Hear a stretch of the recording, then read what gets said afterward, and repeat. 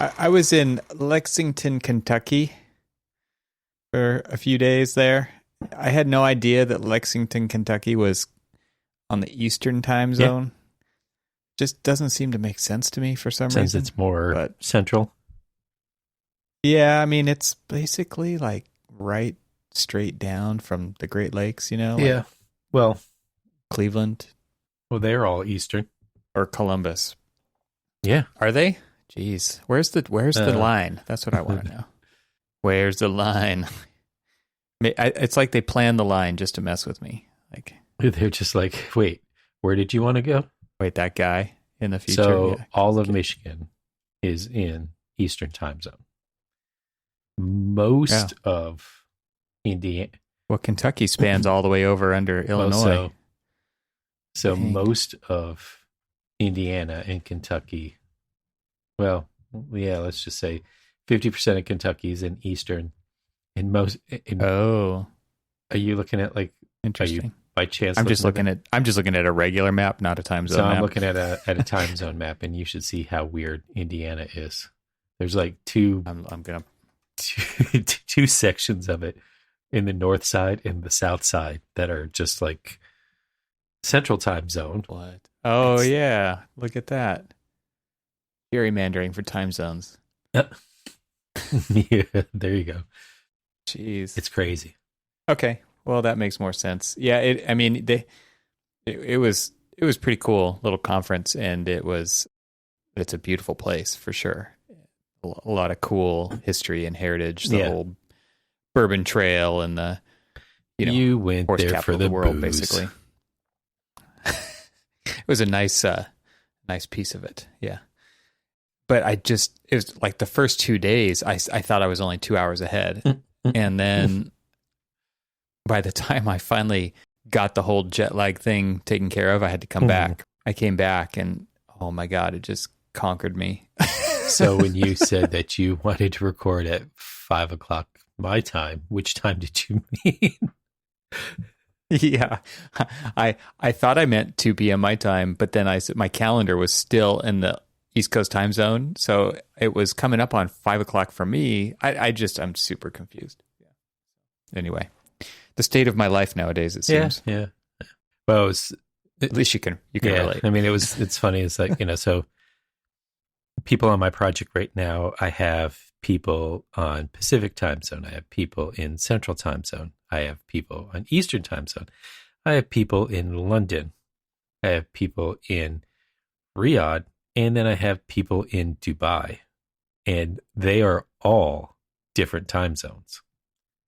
Yeah, geez. And so, it's just like, okay. So when we log into meetings, we kind of do why am I blanking on the Jim Carrey movie, Truman Show, I don't know. where he's just like, if I don't see you, good day, good morning, good afternoon, and good night. So we basically start our meetings. It's just like, good morning, good afternoon, good day. How are you all doing? And we pretty much have it all covered. I've defaulted to just saying, hello all. Hello. It's nice to see you. It's a lot easier to just say hello all instead of sitting saying, hi, what time is it for you? Oh, you're almost done with your day and I'm just starting mine.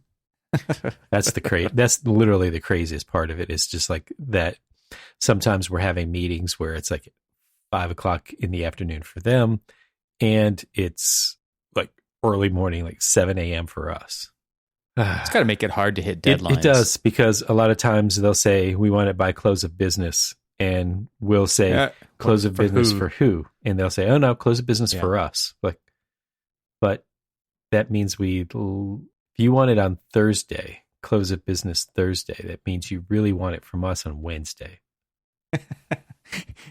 Normally, we're in that position with our consultants. I'll give them a deadline 2 days ahead of mine so that we can coordinate and look for any errors. And you're in the position of power now. Now you're saying that they're in the position of power here. They are, because client, money, them, us, that kind of thing.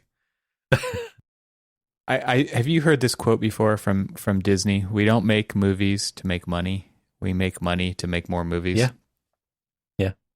I love that quote because it's like it's their why. It's like, why do we exist? Right. And what's interesting about it is there's a lot of talk in the entree architect community, profit before art, and there's also like the starving artists out there who, architects don't go to business school, and et cetera, et cetera. So there's always like this tug of war over what matters.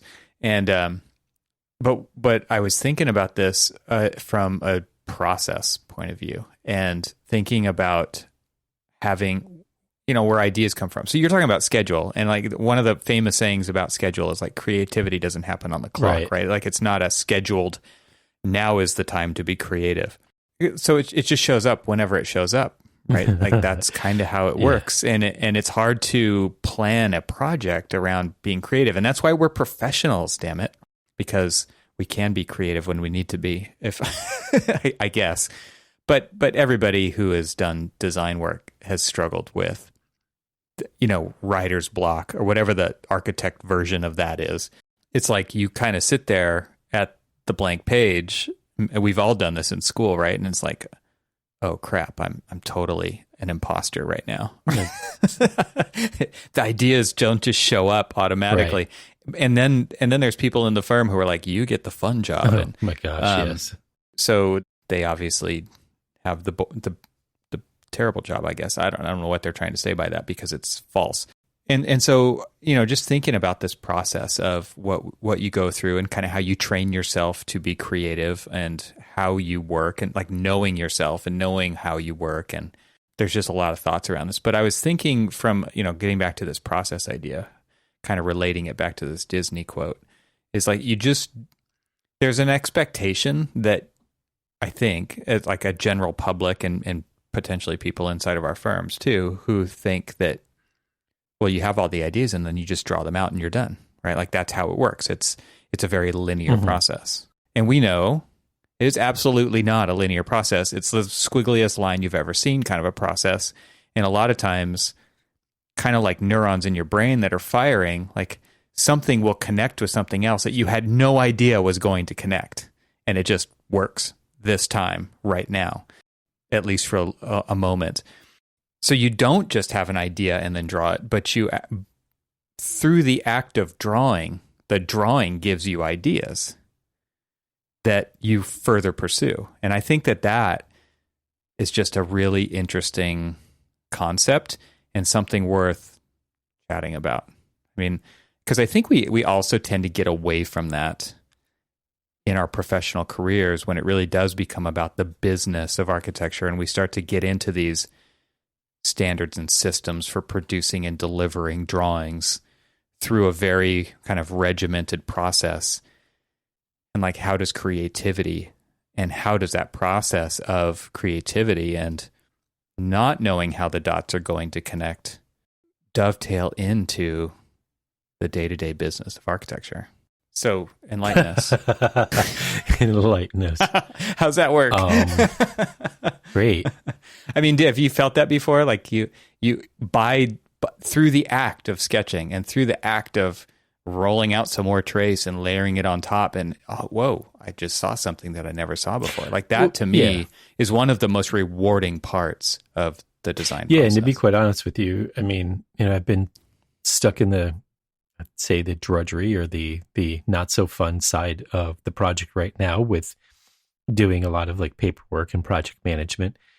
And I've been trying to step back into like, not necessarily the project architect role, but at least stepping into helping out wherever somebody's like stuck, or maybe something isn't quite the most elegant of solutions, and just, talking through with them, kind of like imparting a little bit of wisdom, but also just rolling my sleeves up a little bit and having a little bit of fun talking about the process of why certain like programmatic elements should be the way they are and what makes a far more elegant solution, and just like drawing through. And so I'll say that the bummer about all of that is that I don't roll out my trace paper. However, I do have a nice new computer that the office gave me, which has a touch screen and has a stylus, and I can draw on the the screen. And so we can actually basically treat like whatever I see in the Zoom window as trace. And, we did a lot of tracing today, trying to figure out where the best place to put a electrical room is, because apparently where we wanted to put it was a little too far for where the electrical engineers wanted it. So, but by moving it had impacts on some pretty significant, project elements or program elements. And so, we just kind of kept going through iteration after iteration till we felt a little exhausted. Like, well, let's stew a little bit. Let's, step away, and we do that, we do that with traces, because we kept staring at it. It was just like, doesn't work. Don't like it. This problem, this problem, this problem. And so it's like, what is it? That old adage of like Edison, found like, 1,000 ways of not being able to make a light bulb. I don't know. The ways it doesn't work. Yeah. Well, we found those 1,000 ways in the, And so, exactly. But every time you're doing that, you're learning something. Exactly. And that's the process. Exactly. It's not like you wanted to do it wrong 1,000 times. Well, it was just like, ooh, this will work. And then we're like, oh crap, this has got a stack. And as you bring it down, it's like, okay, this electrical room is now going through the exhibition hall, and we don't want it to go through the exhibition hall. We want to go, we want it to be banked over here. Oh, well, they don't want it next to like the stairs and the elevator. I'm like, okay, well, it's like this cascading event of constraints. And so you just like try to figure out, it's just like, okay, so do we split the stairs? No, now we have 2 stairs, instead of 1 stair. We just kept going through it. And honestly, I'd stepped away for a little while, and the project architect had texted me through Zoom, and she was like, hey, what do you think about this? I'm like, yeah, that works. That works. Perfect. We all stepped away. We kind of, I don't care where good ideas come from as long as they show up. We went through a lot of different like rules of like what you need to look for and what we need to like, do, because she is a younger project architect, but she's definitely, knows how to plan things out and stuff. It's just, there are some things like ratings and egress and things like that, we're talking about as we're going through all these iterations. And so she's like just absorbing all of the, kind of like the technical information side of things, and using her creativity, and pulled something together. And it was like, yeah, this absolutely works. It's interesting. I just started to think about how we had this conversation a couple episodes ago about how notes in there, like a note to your future self when you go back and read them. And like the sketches that we're talking about are kind of like that too. And it's interesting at the end of a project to go back and kind of, okay, I'm going to go through the process now of kind of archiving how we got here. Not just because my sketches are so awesome, but because you want to remember how and why you made decisions along the way, because questions will come up later. Oh yeah. Right. And it's like, how did we actually get here? Man, that was 3 years ago. Was that, and I can't remember if I was on the yellow roll of trace or if I was on the white roll of trace. You do need to be able to pull this stuff back up. And it's interesting to think about how these old sketches have a similar ability to speak to a future version of yourself later on, but also how they have a life to them. Same thing goes for physical models, digital models. Like there's something to them that is kind of a living element to them, and they do kind of speak to you in certain ways. And what's interesting about a drawing specifically further, one that you've drawn with your hands, is that you can convey information in ways that you can't in a very sterile CAD or BIM-like environment. Right.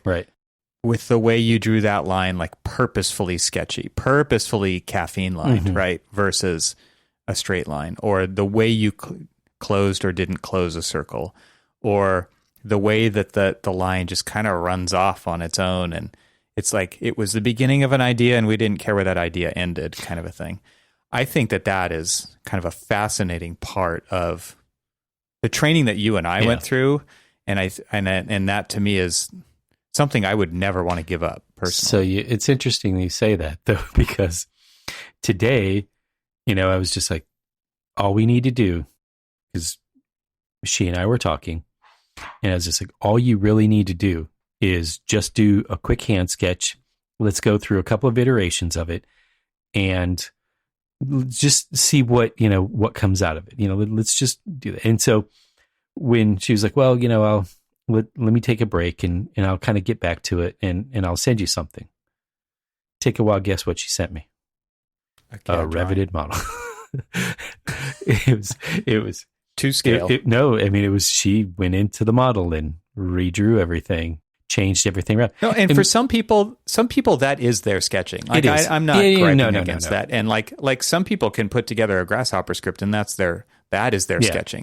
I'm not judging. I'm just saying, for me personally, it is interesting what can be conveyed in an analog or acoustic hand sketch that you have one or two or pens that you're using that you can do with line weights, that you can do with angles, that you can do with smears and smudges and flipping the trace over and like all, using your markers to fill things in. I think it's really interesting the amount of information that's actually encoded in that drawing that doesn't have a lot of use for anybody else, maybe, or maybe it does. I don't know. I shouldn't say it doesn't, but it is really interesting to see what's encoded in there. And the reason I bring it up is because I think there is a big push for our output nowadays to look sterile or to look consistent. I don't know the right word that I'm actually looking for there, but there definitely is like a sterility to it because of that's what the computer has brought to it. And I'm not trying to pick sides here. I'm a very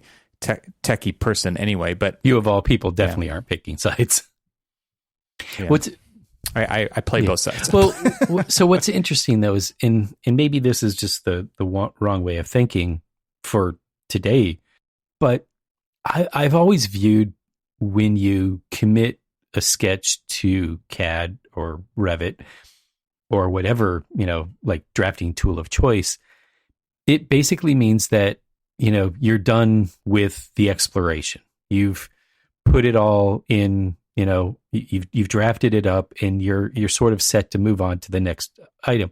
And whereas I've always thought that, when you're hand sketching, you're kind of just exploring and you're continuing to explore until you get to the point where you feel like, okay, yeah, this one feels right. Let's go ahead and test it out in the CAD waters and see whether or not like my big fat pen sketch really actually works. actually works for real building tolerances. Right. And so, and so I've always been kind of hesitant in my process of jumping too quickly into CAD. However, there is an expectation now. That's all you do. That's all we do is digital drafting or digital sketching and things. And so it was interesting because today we gave a presentation to the client that was mostly about interiors, but there was a lot of hand sketches in it, and they didn't react as well as we thought they would. They just had an expectation that all forms of communication will be digital. Would be rendered. It's just like, well, why don't I have, these photorealistic renderings of these spaces? Like, well, we're not there yet. I mean, first of all, we want to talk about the process. We want to talk about here's our palette, and we've created a hierarchy for our palette, and we want to talk about, are we in the right mind for what we're talking about specifically about, like, finish this palette, and before we make decisions, before we actually start committing it to renderings. And they're like, well, I really can't, I don't understand what you're drawing. And what was amazing is that, the people who were presenting had hand sketches of interior spaces that were, colored, and they were well thought out pieces of, like areas that we wanted to talk about, but they weren't rendered to photorealistic quality like the renderings that we did at the end of our concept design, which was a requirement for us to go to the board for approval. And so they're just like, well, you did all of these. Why aren't I seeing rendering qualities like that? Do you know how long it took us to do that? And do you know how like the back and forth. We want to start the schematic design process with the back and forth, the conversations, here is our thoughts. The inclusivity. Exactly. And people are so committed to it because then, sure enough, they said, well, what you showed in your CGIs is exactly what we want to see. No variations. So we're like, okay, well, in our mind, we're like, okay, well, we're set in stone. Literally, all we have to do now is just make it work because, like, the design, apparently there's no flexibility in the design from what was shown, and it's just like, wow, this really does feel a little cart before the horse. Yeah, and it's interesting because different clients going to be different. You get some clients who are like, never show me a concept sketch again. I only want to see it if it can be possible, if it will be built Right. like that. Then there's other ones who are like, we have no idea what we want. We were hoping you would show us some options, right? So it's such a grab bag out there. And it just proves time and time again that the process is never the same twice in a row. No. I mean, I guess it could be the same. I mean, at least the linear process of like, I'm going to go from here to here to here to here, but how you get there meanders a little bit.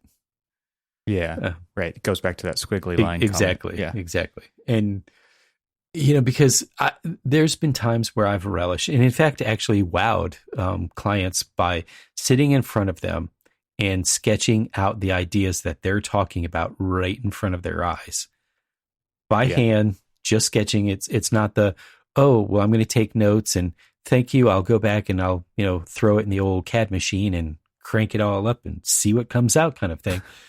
No, it's let us talk. Let us talk through visualization. My hand is good enough to be able to like draw out and represent to them a very clear and concise idea of what they're talking about, and at least just say, is this what you had in mind? And then they can look at it and they're like, meh, or yeah, and that is equally as telling and also a good part of the process, because if they've got a visceral reaction against like what you just sketched, well then you have the opportunity right in front of them to see if you can hone it more towards what they're actually thinking. And yeah, I think that definitely is super powerful. And then I also think that you need to somehow be able to communicate that, like you said earlier, you needed to step away. Yes. And let your subconscious chew on something for a while, right? Because it actually delivers in many ways, if you give it the time and the space to do that. And that doesn't happen on a schedule either, but you can, like I've gotten to the point where I can trust it to actually come through. Can I tell you that I've heard more times than I would care to in the not so recent months, like, I'm not really looking for an answer right now. Long pause. But what is the answer right now? Right. I am now going to say the opposite thing that I am about to say. Or like, thinking, you don't have to tell me right now, but how soon can you get that to me? Right. And there's always somebody eager to say, oh, we got that for you right now. Oh, yeah, I can get that to you tonight. Like, not the person who actually has to do the figuring. Like, come on, man, really? Right. You're not the one doing it. and I will say, at least respect me enough to check first. Thanks. I will say that in the virtual world, when we're having virtual meetings, and a lot of times, and most of the time, actually, we'll have people who will not be on camera. And here we are, we're talking and all this other stuff. And they'll say, well, when do you want that? You're like, oh, we can get it to you tonight. And then other people will be texting me, really? Why are we promising it right now? Can't we have a little bit of time to think about it? Yeah. The royal exactly. who didn't get to decide. The royal we, exactly. Yeah.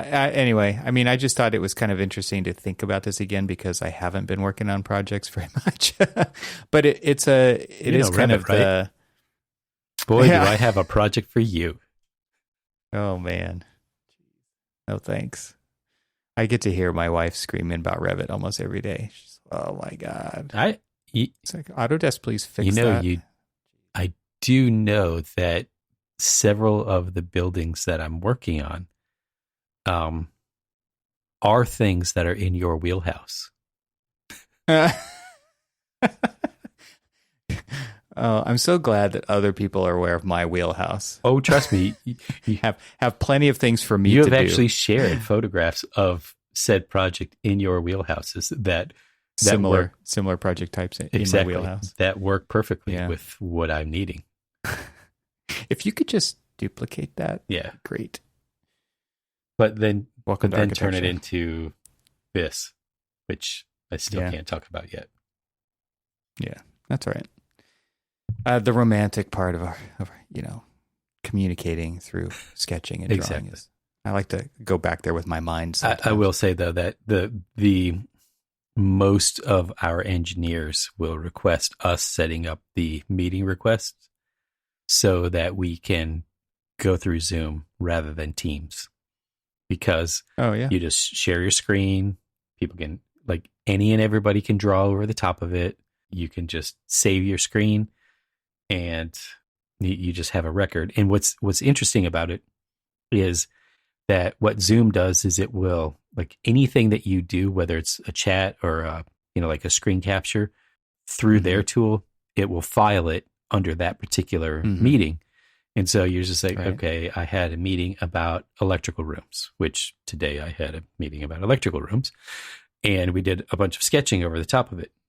I did a couple of screen caps, and at the end of the meeting, once I hung up, it popped up with the folder of that, and I can just basically take all of that and move it into the meeting minutes folder, and there I've got some digital records of some of the things that we talked about. Yeah. Do you guys record all your meetings? We don't. So we do with the client. We don't with just the regular meetings, which we probably should. Careful. Well, no. Lawyers, discovery, all that good stuff. I mean, most of the time, like with the client, they just say, is there any objections to recording this meeting? And nobody comes off mute. So they, okay. I think I just asked because I think it's more the norm now that they are. It sort of is. And every time I go through these like meetings with like our engineers, I'm like, man, I wish I was recording this. Only because a lot of times, and I don't know about you, I mean, I have a notepad that I have sitting right next to my left hand. So as I'm talking, I'm clicking with my right hand and I'm writing things down with my left hand, and I'm talking out the big hole in my face. It's like, what's he going to call it? Exactly. And, but the problem is that because I'm doing a lot of talking, I can't be writing at the same time. And a lot of times I'm like, man, I wish I could have recorded that because I don't even remember what I just said or what they said. Yeah. Stream of consciousness. I think that there's some additional tools that we use at our company. That one's called Grain, and it's a plugin for Zoom, and it's automatically transcribes the whole meeting for you. And in the, I didn't mean for this to turn into a conversation about teleconferencing technologies, but if you go to grain.co, I think you'll see it, or it's in the Zoom app store. But it's pretty awesome because it syncs up the transcription to the video, so you can highlight the transcription and it will save a video clip, and then you can string a series of clips together to tell a story from a meeting that is much more succinct than watching the whole meeting again. So if you wanted to send that to somebody, that's fantastic. You just send them a link and it takes them to the story on the Grain website. Now, it also allows you to basically create a bunch of bookmarks within a meeting for when people said certain things, and you can always just pull those out individually and save them out, or just provide links to those pieces as well. So if you are doing, like, I've done meeting minutes before, and I'll just pop the link in there to where that was actually said, and it's a video of who said it and exactly what they said, and it's fully searchable too. So you get these really long meetings that are happening over video, which it's impossible to think about finding some content that was spoken about in that meeting. You actually can. It's pretty incredible. And there's other tools out there too, but that's the one we use. I know. Pretty cool. It just takes discipline to go back through those meetings and find those pieces that are then useful in the future, instead of just the whole thing as like this big archive, because then you're swimming in a sea of meeting videos that are 2 hours long, and nobody wants to do that. Exactly. Agree. Yeah, so this helps kind of focus in on certain pieces of content within the meeting. Pretty cool. Well, again, not that we wanted to talk about how to do this, but, in a way, because it sort of like interlinks in with how we're meeting today, when we would be sitting around a table and rolling out a piece of trace and slapping it over the top of it, we've got to find interesting and, new ways of doing it, and being able to record and transcribe and do the digital captures. And that piece of trace, like, you can go back to it later, right? And that is the bookmark I'm talking about in this grain digital version of a Zoom meeting, right? So it is useful for sure. I mean, it is pretty incredible, the tech that we're seeing. And we're never going back to hand drawing as far as like a deliverable. I know there's some people who can still, get away with that. Lucky or not, depends who you are. Yeah. It doesn't make any sense to waste time lamenting that. But at the same time, there is some useful stuff that came out of that. And that's the kind of thing that I think is worth talking about. Like taking the best things of the past and the best things of the now to create the best version of the future that we can. Absolutely. All right. So go watch Disney movies so they can make more movies. Yes. Go do a lot of drawings because the drawings give you ideas. Although, did you see that they did push back like a handful of the MCU and Disney movies? Oh, no, really? So there's a handful of like the movies that they've kind of like shifted their schedules. Like, I'm going to push this back another year. That's a long time. Come on now. I want my entertainment. I haven't seen a good MCU movie. And although I can say that we've seen plenty of good MCU TV shows. Did you guys see? Did you go see Black Widow? So we were in Michigan when it came out, and we were at my wife's family's house, staying with her cousin. And her cousin husband is a big Disney, Star Wars, MCU fan, and he's like, "Hey, you guys want to do a rent Black Widow?" And they've got a big old TV, and so we're like, "Sure, why not?" So you did that. You didn't go. We didn't go to the theaters. We did that, and we actually saw that one in the theater. Yeah, it was good. Visuals were incredible. I honestly admit that I was expecting less, and got pleasantly surprised that it was a heck of a lot more than I expected. And I really, I don't know. I mean, there's those few characters within the MCU. It's just like Black Widow, Hawkeye. Really, do we need these guys? Oh. All the stories. I think that's their mantra. Let's tell all the stories. Yeah. And so there's going to be a Hawkeye movie coming out soon, or a show or something like that. And I'm kind of excited about a lot of these different, just like tangent stories and things like that. So I was really sort of hoping that they'd keep going with all these Star Wars stories. I watched the first anyone one. Says I like Solo. I haven't watched the other ones. Oh yeah, me too. So nah. Fight us. Yeah. Bring it. and I am actually looking forward to Kenobi. Oh, heck yeah. That's because we're old. and truth be told, come on, bring on the Book of Boba Fett. Oh, yeah. I'm with you, man. All three counts here. Do this. Okay, so we're thinking like maybe do some talk about the James Bond movie. Yes. Yeah. And it was funny. It's like, you're like, okay, you're going to go see the James Bond movie. And you're like, oh, dang it. I know I was supposed to do the same thing. It'll come. I can be patient. Yeah. Well, it's good. I'm good. I'm actually looking very much forward to it. Yeah. I saw it on a very big screen. It was very impressive. Cool, man. Till next time. Yes. See ya. Thanks for listening. This show is part of the Gable Media Podcast Network. See all the shows at gablemedia.com. That's GABLMEDIA.com. You can help support what we're doing here by leaving a 5-star review on Apple Podcasts to help get the word out, and don't forget to share it with your friends. We'd love to hear from you, so leave a comment on the website at archispeakpodcast.com, where you can find our entire catalog of shows. Talk to you soon.